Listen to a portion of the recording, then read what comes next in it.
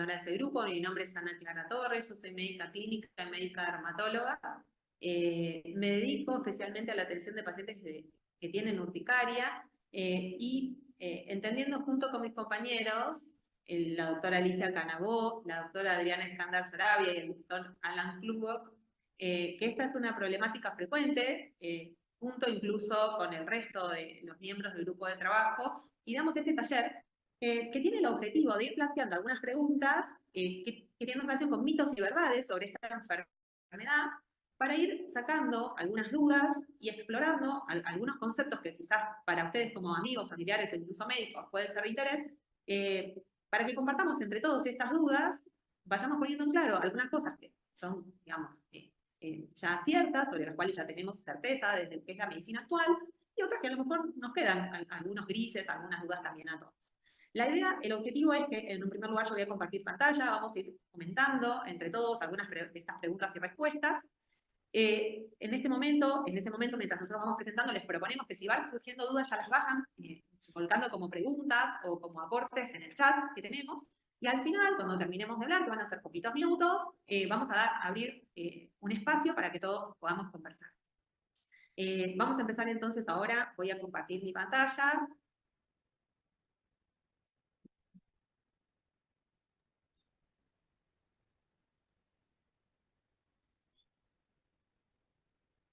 Espérenme un segundito.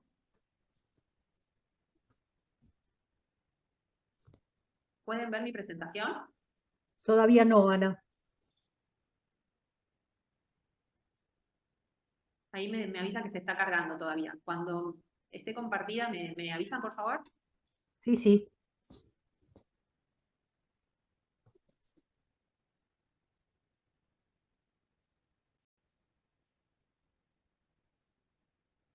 ¿Se ve o todavía no?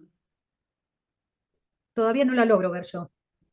Alan, Alicia. No, todavía no. Bienvenida. Ahora sí, Bueno, bienvenida. ahora sí, Ahora Ana. se ve. Sumando gente. ¿Ahora se ve? Se ve Sí, perfecto, ahora sí. sí. Bueno, espectacular.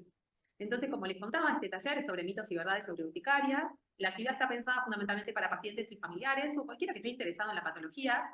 Yo voy a ser la coordinadora y moderadora, voy a ser la que empiece a hablar. Me van a suceder entonces la doctora Canabó, la doctora Escándar Sarabia y el doctor Club. En primer lugar, lo que les venimos a contar es que esta es una enfermedad que deja muchas veces dudas, tanto en los pacientes como en los médicos que la tratan. Y es por esto que la primera pregunta que queremos responder y queremos compartir con ustedes es: ¿de qué se trata la enfermedad? Bueno, esta es una enfermedad inflamatoria, por lo general que afecta a la piel, pero que también puede afectar a otras áreas del cuerpo, en donde se manifiesta con estas ronchas, estas como lesiones sobrelevadas, rojizas, que pican mucho, en algunos casos pueden dar ardor también, y en otras también dolor. Tienen una característica que es que duran poquito. Cada roncha individual dura muy poco, menos de 24 horas. Y esto es lo que se define como, en terminología médica, como evanescencia de las lesiones. Son fugaces esas lesiones, si bien pueden volver inmediatamente a aparecer en otro sitio o con el curso de las horas repetirse en otras localizaciones. No se sabe por qué, pero es muy frecuente que estas ronchas aparezcan más sobre la tarde-noche y afectan al paciente mientras duerme, generando muchos síntomas y muchas veces interrumpiendo el sueño. A su vez, en algunos pacientes, esto se acompaña de algo que se llama angioedema, desde la terminología médica, que es esa misma roncha, pero que afecta áreas más profundas del tejido, porque por lo general son tejidos más blandos, que le llamamos nosotros más laxos, que se estiran con mayor facilidad, y estos tejidos por lo general son el área de alrededor de la boca, el área de los párpados, pueden afectar las manos, los pies, incluso la región genital. En estos casos, si bien estas mismas lesiones se van solas con el transcurso de las horas y de los días, pueden durar más que lo que duran las ronchas. Es decir, que pueden durar hasta 3 días. Y ahora la otra pregunta que uno se hace es, bueno, ¿pero a quién puede afectar? Bueno, lo cierto es que puede afectar a todos. Puede afectar a niños, puede afectar a adultos, a jóvenes, ancianos. Afecta tanto a las mujeres como a los hombres. Sí se sabe hoy que en las mujeres parece ser un poco más frecuente y que hay una etapa de la vida que es entre los 20 y los 40 años donde se puede presentar con mayor frecuencia. De la urticaria, si bien clásicamente siempre se manifiesta con estas ronchas, que puede estar acompañado o no de este edema, de esos tejidos que son más laxos, hay como diferentes tipos de la enfermedad. No todas las urticarias son iguales. Dentro de estas, las urticarias se pueden distinguir de acuerdo a si el cuadro, las ronchas y el angioedema aparecen luego de un estímulo claro. Cuando la respuesta a esto es sí, es decir, si las ronchas aparecen siempre con el frío, o siempre con el calor, siempre con la vibración, o con el contacto con el agua, bueno, en esos casos se llama urticaria inducible. Ahora, cuando la verdad que las ronchas van y vienen y aparecen sin reconocer un estímulo, una causa clara, que es lo más común en realidad, en esos casos la urticaria se llama espontánea. A su vez, de acuerdo a cuánto dura la urticaria, se llama aguda cuando dura menos de 6 semanas, o cuando se extiende más allá de este periodo de 6 semanas, se llama crónica. Ahora, bueno, uno como paciente o incluso como familiar se pregunta, ¿cómo sé si tengo urticaria? Entonces, ¿cómo me doy cuenta? ¿Solo por las lesiones clínicas? ¿Tengo que hacerme análisis de sangre? ¿Tengo que hacerme algún test? ¿Tengo que hacerme estudios especiales de laboratorio de otro tipo o una biopsia de piel? Esta es una pregunta muy frecuente en la consulta. Si es necesaria una biopsia de piel para hacer el diagnóstico de urticaria, es decir, para ponerle un nombre y un apellido a la enfermedad. Y lo cierto es que no es necesario hacer nada de esto para el diagnóstico de urticaria. El diagnóstico es clínico, pero hay que tener algo en cuenta, que es muy importante y que es súper útil si uno es paciente o familiar saberlo. Y que como las ronchas van y vienen, a veces cuando justo voy al médico a consultarlo, no las tengo presentes y no se las puedo mostrar. Y para el médico es un poco como adivinar si no las ve. Es por eso que hoy en día todos tenemos teléfono con cámara, es súper útil para nosotros como médicos que ustedes nos traigan fotos de las lesiones, de todo lo que aparezca. A veces la foto va a salir mal linda, a veces no sea, pero siempre nos es muy útil para ver cómo son esas lesiones, eso que aparece en la piel cuando el paciente está en brote. A su vez, no todos los pacientes tienen todo. Tienen ronchas y tienen angioedema. 5 de cada 10 pacientes con urticaria tienen solo ronchas. 1 de cada 10 pacientes solo tiene angioedema, que es este edema que decíamos que aparece más que nada en labios, en párpados. Y 4 de cada 10 pacientes tienen ambas cosas. A veces no aparece todo junto. Por lo general las ronchas son mucho más frecuentes, aparecen casi todos los días durante la semana, mientras que el angioedema va y viene y a veces son episodios como más aislados o más espaciados en el tiempo. Ahora, la siguiente pregunta, que con la cual vamos a conversar con Ali, es ¿por qué se produce la urticaria? Ali, me parece que estás muteada, yo no te puedo escuchar. Por las dudas, no sé si soy yo. Perdón, sí, muchas Ahí gracias, está, disculpen. listo. Sí, gracias, Ana. Sí, es una pregunta muy frecuente que también nos la hacemos nosotros. ¿Por qué se produce la urticaria? Bueno, habitualmente los pacientes piensan, no sé si puedo pasar yo la diapo, que es por una Ahí tengo alergia, dos por algún etapas, chicos, si alimento. querés. No, está bien, está bien. Por algún alimento, por alguna comida, por alguna dieta, por algún cosmético, shampoo, cremas, por tinturas de cabello, hasta por el estrés. Y a veces, lamentablemente, toman una actitud de evitar ciertos alimentos o no usar ciertos productos de estética pensando que es la causa y así empeoran su calidad de vida que ya la tienen deteriorada gracias a esta enfermedad. Pero en realidad, lo que provoca la urticaria, la causa de la urticaria, estamos hablando de una enfermedad que es autoinmune, es decir, que el mismo cuerpo es el responsable. Nuestro sistema inmune es una enfermedad inflamatoria autoinmune, de autoinmunidad. Y esta foto que ven acá, esta célula, se las presento, se llama mastocito. Los mastocitos se encuentran en nuestro cuerpo, en la piel, en la dermis y el tejido celular subcutáneo, también en los vasos sanguíneos y en los nervios sensoriales.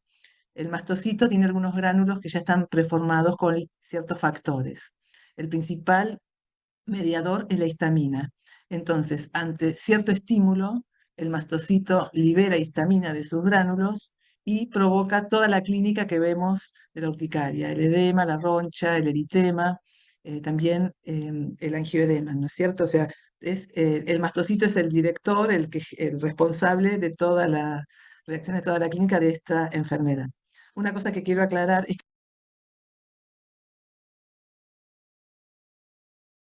Te muteaste, Alicia. perdón, lo que quiero decir es que nosotros no damos dietas restrictivas, salvo en el caso puntual que cierto alimento sea el desencadenante de la afección. Y la pregunta del millón es ¿cuánto dura la urticaria? Si va a durar toda la vida. Como es una enfermedad que a veces viene cuando, a veces no, que siempre viene cuando quiere, como puede, así como viene, felizmente en la mayoría de los casos, así como viene, así se va. Eso significa que es autorresolutiva. Felizmente, el 50% de todos los pacientes con urticaria crónica espontánea, resuelve su afección dentro de los primeros 6 meses desde que comienza la enfermedad. El 20% restante lo resuelve durante los primeros 3 años desde el inicio de la enfermedad.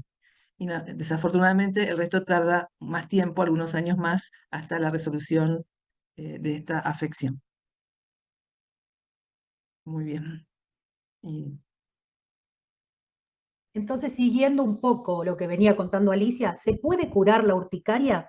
Bueno, nosotros hablamos de lograr una remisión, como bien decía Ana Clara, en esta urticaria aguda que dura menos de 6 semanas, en general se puede resolver sin tratamiento si se eliminan los agentes desencadenantes, ¿sí? Vamos a hablar de qué agentes pueden desencadenar, bueno, una infección, un medicamento, alimentos, que esto nos va a contar un poquito Alan. Esto en general se resuelve, pero si dura más de 6 semanas, estamos hablando de una urticaria crónica. Entonces, ¿qué podemos decir? Como bien decía Alicia, el tratamiento es justamente con antihistamínicos, que va a profundizar Alicia, antagonistas de inmunoglobulina E, de forma escalonada. Esto ayuda a controlar los síntomas, ¿bien? Algunos pacientes, como bien decía Alicia, pueden tener una urticaria crónica y o sea, en general podemos resolverlo entre 1 y 5 años. Esto se puede escalonar y puede durar mucho más tiempo si no consulto a tiempo, si no estoy con un tratamiento específico, con dermatólogo, ¿sí? Con un especialista. Continuemos con la próxima diapo. Alice. ¿El estrés puede causar urticaria? Bueno, no decimos que es una causa directa, pero sí es un factor agravante. Y esto tienen que tenerlo en cuenta porque el estrés libera cortisol y va a ayudar a generar esta cascada inflamatoria, ¿no? Entonces, cuando el paciente nos pregunta, bueno, doctora, estoy muy estresada en el trabajo, con mi familia, y me broté, ¿qué puedo hacer para controlar este estrés? ¿Qué puedo hacer y cómo puedo evitar que los brotes sigan continuando? Tenemos muchas técnicas para manejar el estrés y hoy en día podemos hablar de técnicas de meditación, de respiración controlada, de ejercicio regular, de un sueño adecuado con 8 horas y técnicas de mindfulness donde voy a estar en el aquí y en el ahora. Esto es importante complementar, como dije, con el tratamiento. Continuamos. Con la próxima diapo, ¿podemos hacer algo para prevenir los episodios de urticaria? Bueno, justamente hablamos de los factores desencadenantes conocidos.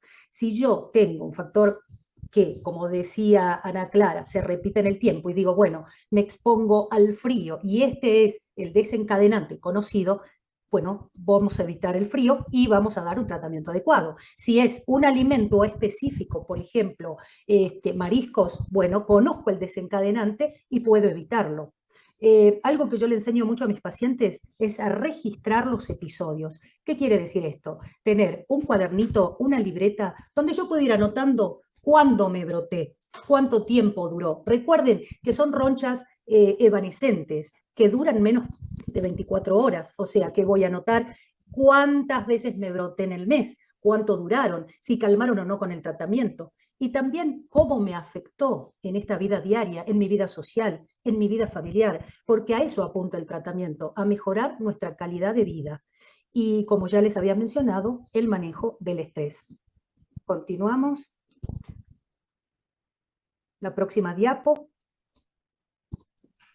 Bueno, y esta pregunta me toca a mí. La pregunta dice, ¿vale la pena cambiar mi dieta si tengo urticaria? Bueno, hablaron bastante mis colegas y muy bien que lo hicieron. Vamos a la siguiente diapositiva.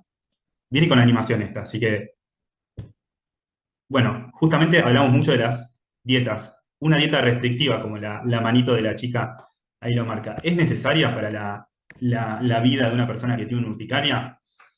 Bueno, no me gusta ser absoluto con las respuestas, pero digamos que en general la evicción de los alimentos lleva más a una angustia porque no puedo comer lo que me gusta, porque de pronto mi rutina ha cambiado y finalmente quizás es contraproducente para los tratamientos.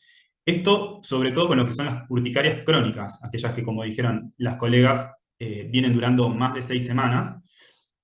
Los estudios no son claros en cuanto a que haya una dieta que sea per se desencadenante de urticaria, por lo cual el médico que van a tener enfrente en la primera consulta, probablemente cuando vengan por este tipo de urticaria, no les va a decir que tienen que dejar los alimentos. Sí está en estudio y se está observando, hay tendencias que hablan un poco de disminuir los pseudoalérgenos, por ejemplo, aquellos que están presentes en los edulcorantes artificiales o en los conservantes de los alimentos, porque bueno, también hay una presunción de que eso podría estar relacionado.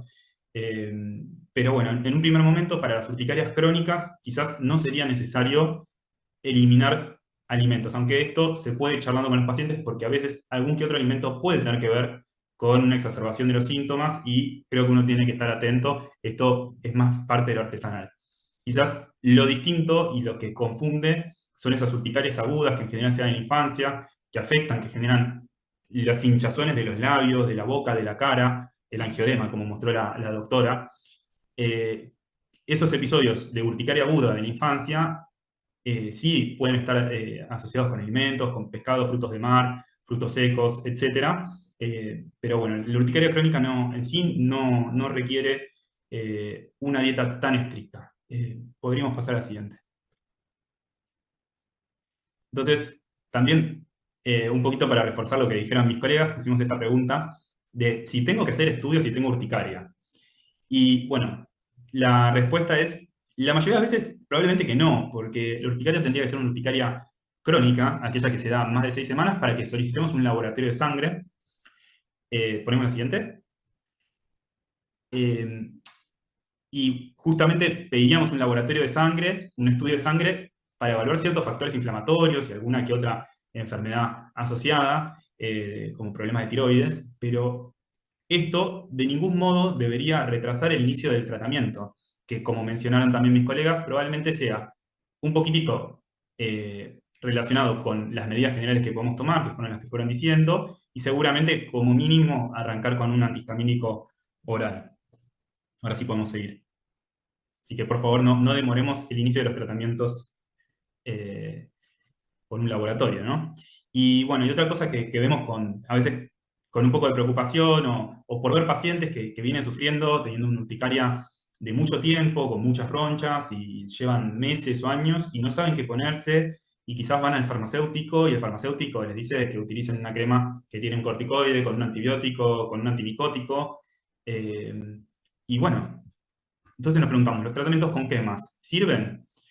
La respuesta está en la característica de la urticaria, que detallaron mis compañeras muy bien. La urticaria son fenómenos efímeros, duran poco tiempo, duran minutos a veces, y a veces horas nada más, y encima van cambiando de lugar, o sea, hay diferentes lugares. Entonces, una patología, un problema de piel, que va cambiando de lugar, que cada manchita roja dura poco tiempo, la verdad que ponerle crema en cada lugar puede ser muy molesto. Entonces, creo que hacemos hincapié y reforzamos el concepto de que probablemente el tratamiento termine siendo un tratamiento sistémico, es decir, por sistémico una pastillita, o en algunos que otros casos hay otros tratamientos más complejos, ¿sí? Pero en general son los antihistamínicos, que son comprimidos muy seguros. Bueno, ante la pregunta ¿cuándo debería consultar a un dermatólogo? Hablamos de que si la urticaria te está durando más de 6 semanas, estamos dentro de una urticaria crónica. Es momento de consultar. Si los episodios son frecuentes o se agravan, en este caso, si se asocian con un angioedema, que dijimos que es el edema o la inflamación de los tejidos profundos, que se van a localizar en zonas blandas como en bocas, manos, genitales, pies, debo consultar. Y si los tratamientos que vengo realizando no son efectivos para controlar la sintomatología, porque lo que más les molesta en el primer tiempo es el prurito y después el brote repetido. Entonces, siempre debo consultar a tiempo a mi especialista dermatólogo. Seguramente de aquí van a surgir un montón de preguntas que estamos dispuestos a contestar. Adri, muchas gracias. Simplemente para agregar algo a este último punto que menciona Adriana, es que el tratamiento de la urticaria debe ser personalizado, considerando diferentes antecedentes que pueda tener el paciente, el curso de la enfermedad y el tipo de urticaria que tiene, ¿no? Si hay muchos pacientes, los pacientes que nos escuchan probablemente recuerden que han probado diferentes tratamientos y la verdad es que muchas veces hay que ir buscando el tratamiento que es correcto para cada paciente. Y si bien esto tiene que ver con, o sea, lo mismo que sucede en otras enfermedades de la piel, en la urticaria sí podríamos decir que es bastante claro que la primera línea de tratamiento medicamentoso son los antialérgicos o antihistamínicos H1 de segunda generación. Dentro de esa familia hay 6 disponibles actualmente en la Argentina, dentro de los cuales están la loratadina, la cetiricina, la levocetiricina, la desloratadina, la fexofenadina y la rupatadina. Lo que también sucede es que cuando el paciente no mejora con la dosis convencional de estos antialérgicos, lo indicado es aumentar esa dosis un poquito más, hasta 4 veces la dosis aprobada.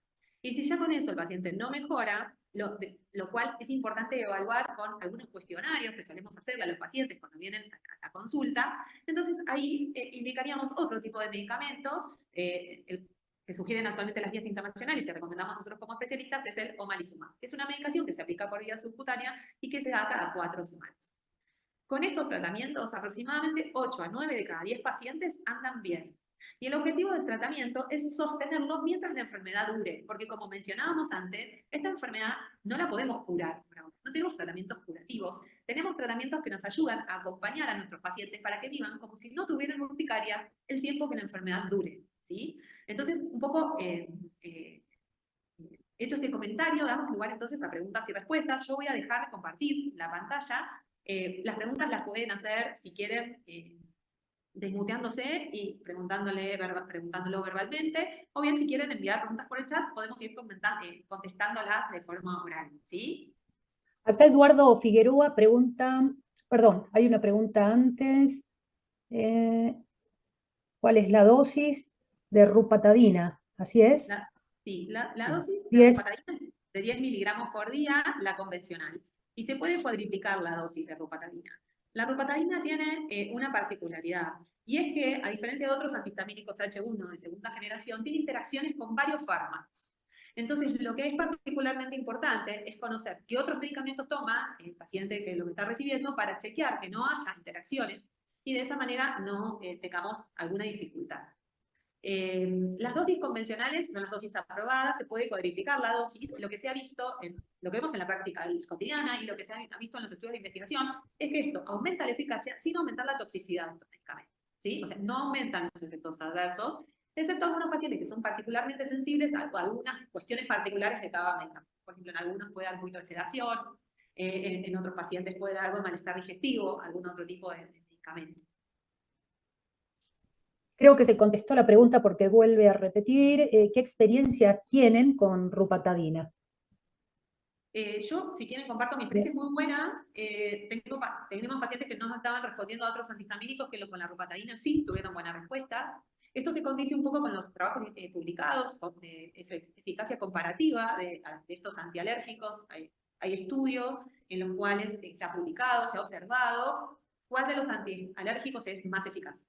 Y en esos trabajos lo que se ha visto es que los antihistamínicos de la familia de la rupatadina, como la olopatadina y otros, lo que presentan es mejor respuesta que otros antihistamínicos como la loratadina y la levocetiricina. Igualmente, como dijimos antes, en cada paciente hay que buscar cuál es el fármaco más apropiado y hay que ver cómo responde, porque hay pacientes que les va bárbaro con la loratadina y otros pacientes a los cuales, por ejemplo, la loratadina no les hace nada, por dar un ejemplo, y andan muy bien con otros antihistamínicos. No sé si ustedes quieren compartir algo de experiencia que tengan con la rupatadina o quieren que pasemos a la próxima pregunta. Pasemos a la próxima. Bueno. Por lo que veo acá, dice, en caso de embarazo, ¿qué antihistamínicos se recomiendan? Bueno, en el embarazo, los antihistamínicos recomendados son fundamentalmente la loratadina y la cetiricina, que son los antihistamínicos con los cuales más evidencia hay. Sin embargo, se pueden utilizar también levocetiricina, desloratadina y fexofenadina si uno lo necesitara. Lo que está aprobado es el uso en dosis convencionales, o sea, la monodosis, la dosis aprobada. Subir las dosis a dosis supramáximas es algo que se debe conversar con el paciente y con el obstetra. Con lo cual hay que llegar a un acuerdo. No hay evidencia de daño al bebé ni efectos adversos en la mamá cuando se cuadriplican las dosis, pero como esto no hay estudio científico que lo avalen, siempre debe ser algo que tiene que ser muy conversado, muy charlado entre los diferentes médicos que están tratando a ese paciente. Después, por lo que vi... Preguntan también si recomendamos agregar un anti-H2 si no hay respuesta. Bueno, estoy como monopolizando las respuestas. No sé si quieren contestar. Yo no lo hago, no hay evidencia de que eso sirva y en mi práctica no funciona. Pero bueno, puede ser diferente la experiencia de otros médicos, ¿no? Respecto a esto. Claro. Iba a Yo decir eso, tampoco doy dos. Sí. que tampoco me funcionaron tanto, que los En probé, pero que no me funcionaron. En general cuadruplicamos la dosis, no agregamos.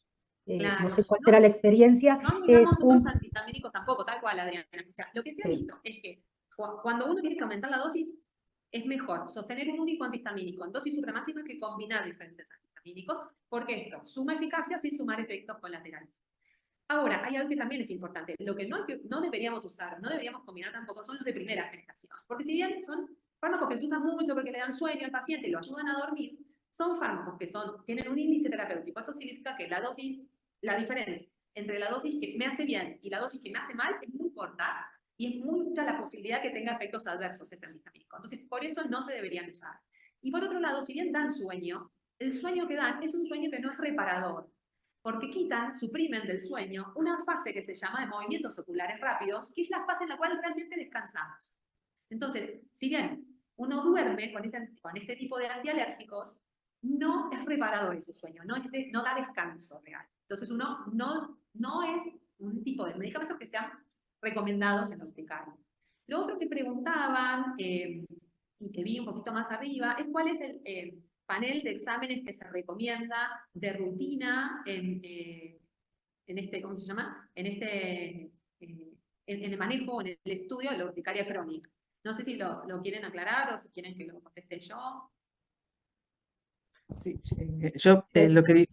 No, habla Diana, habla. No, Ali, por favor, después Sí, no, completo. que la idea no es llenar de estudios complementarios, pero sí recuerden que está asociada a tiroidopatías, es pedir un hemograma, eh, con toda la función tiroidea y además marcadores de inflamación lo hacemos. Después cuando hablamos de angioedema, pedir el C1Q, C1Q inhibidor, si el angioedema es hereditario o no, los factores de complemento, básicamente.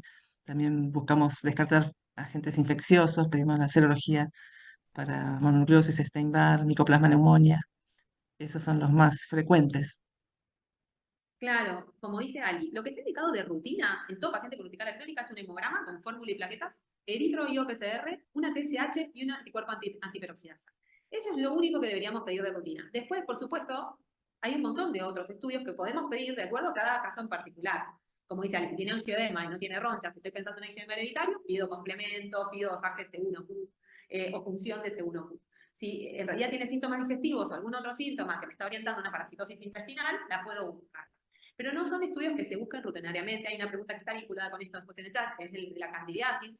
La cándida se vinculó durante un tiempo largo a la aparición de urticaria, pero hoy se sabe que no hay relación real entre esta infección micótica y la cándida. Por lo tanto, por ahora no la buscamos de rutina ni la tratamos de rutina tampoco. Si quieren les voy leyendo otras preguntas que surgen, que me parecen que son súper interesantes. Por ejemplo, en urticaria acuagénica, si damos antihistamínicos de forma preventiva, por ejemplo, ante un baño, ¿cuál sería el manejo de la urticaria por ejercicio y por calor? Que son esas más urticarias inducibles. En el caso de las urticarias inducibles, el manejo va a cambiar mucho de acuerdo al umbral en el cual aparezca el cuadro. Hay pacientes que tienen urticaria acuagénica ante cualquier baño con agua caliente, es decir, todos los días se van a bañar, todos los días se brotan. En esos casos lo que está indicado es lo mismo que en la urticaria crónica espontánea, dar el antihistamínico dosis diarias y regulares, o sea, que lo tomen todos los días porque sabemos que es un estímulo al cual no se va a poder dejar de exponer, o sea, no nos podemos dejar de bañar, digamos.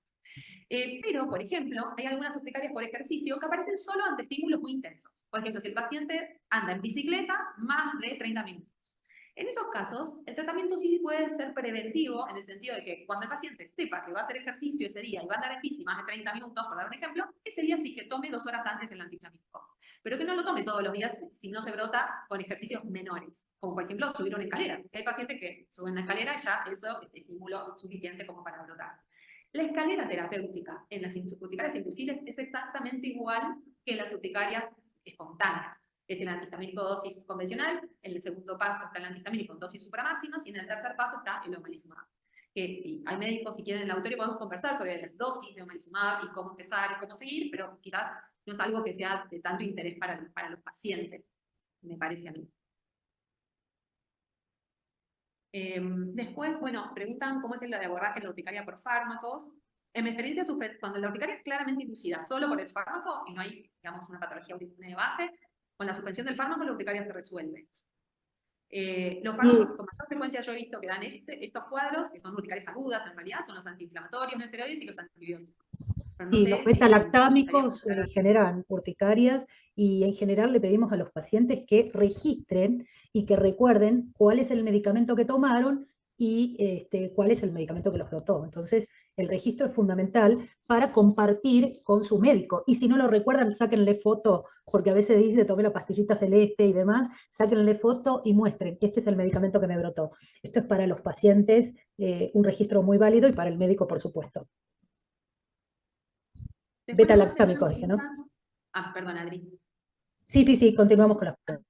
No, después nos hacen una pregunta, Valeria nos cuenta, llevo un año con urticaria, tomé toda la medicación que indicaron y nada funcionó. Y puede pasar, lamentablemente, en 4 de cada 10 pacientes con los antihistamínicos la cosa no anda. Me hablaron de omalizumab, pero estuve leyendo y tiene muchas contraindicaciones. ¿Es un medicamento seguro? Valeria, mira, te contamos un poco. El omalizumab es un medicamento biológico.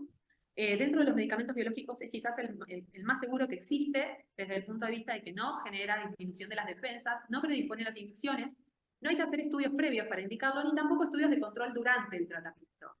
Es un medicamento cuya única contraindicación absoluta es el haber tenido alergia previamente al mismo medicamento, y eso lamentablemente no se puede saber hasta que uno no lo reciba, el fármaco.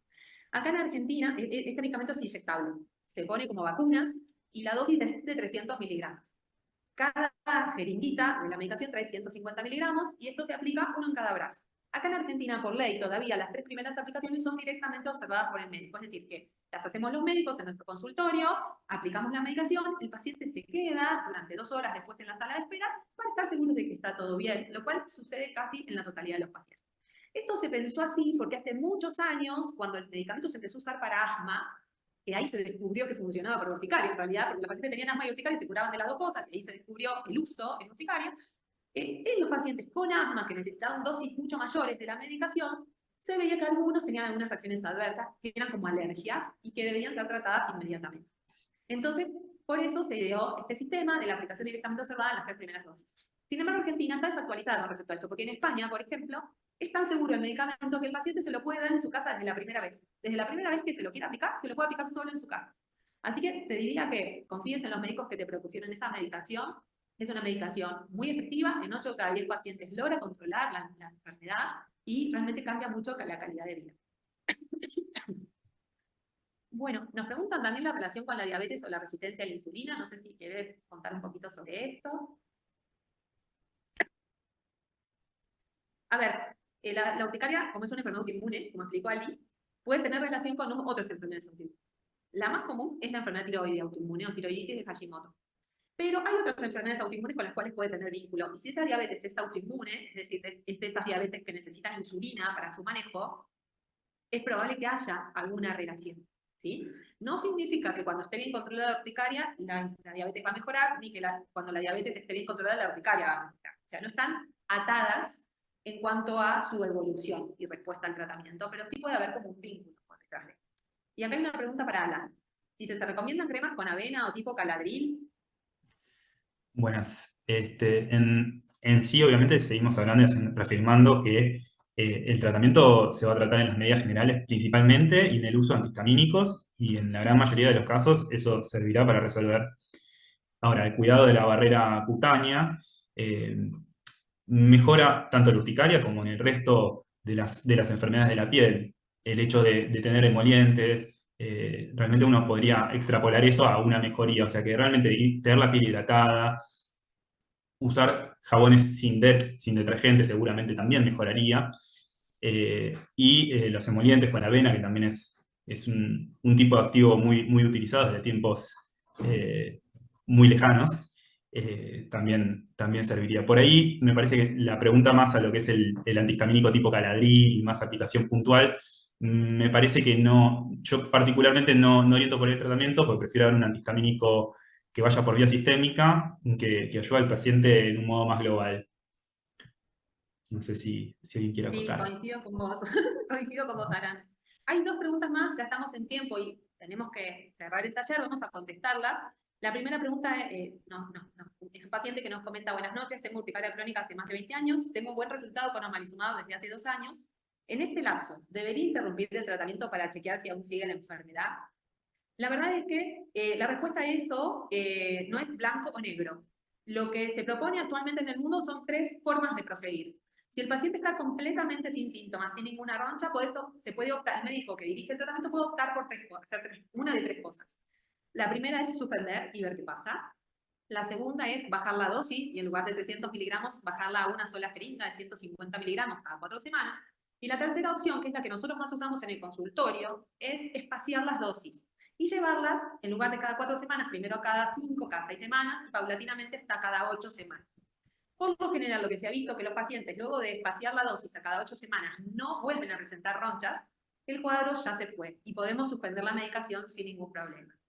A pesar de eso, los pacientes no se atienen a los libros y nos ha pasado que en pacientes en los cuales lo hemos espaciado hasta cada 10 semanas y luego hemos intentado suspender la medicación, la enfermedad reaparece. Lo que tiene de bueno este tratamiento, en particular en esta enfermedad, es que si yo veo que la enfermedad reaparece, puedo reiniciar el omalizumab sabiendo que la respuesta va a ser igual de buena que en el primer tratamiento que recibió el paciente. Es decir, que el paciente no se vuelve resistente a la medicación por haber intentado suspenderla. Eso por un lado. Y no sé cuál es igual la experiencia de Adri y Alan con respecto a esto, si quieren agregar algo. Excelente tu explicación, Ana. La verdad que probamos esto, ¿no? De ir suspendiendo o disminuyendo la dosis gradualmente hasta ver si el paciente cómo responde, y esto nos da también la idea de cada cuánto podemos espaciar.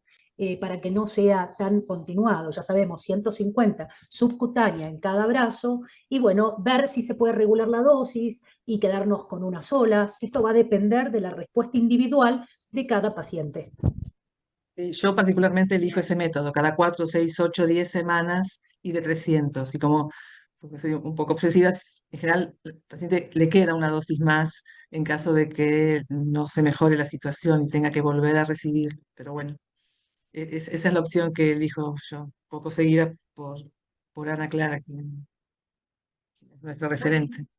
genial. Bueno, y por último nos piden una recomendación de algún dermatólogo especialista en urticaria en La Plata. No sé si yo, la verdad es que a Natacha le vamos a pedir, que es quien nos hace esta pregunta, que si aún está presente en el taller, nos deje un contacto, un email por acá o por las redes donde escuchó el taller para darle esa respuesta, pero no sé si alguno de ustedes tiene a alguien para recomendar.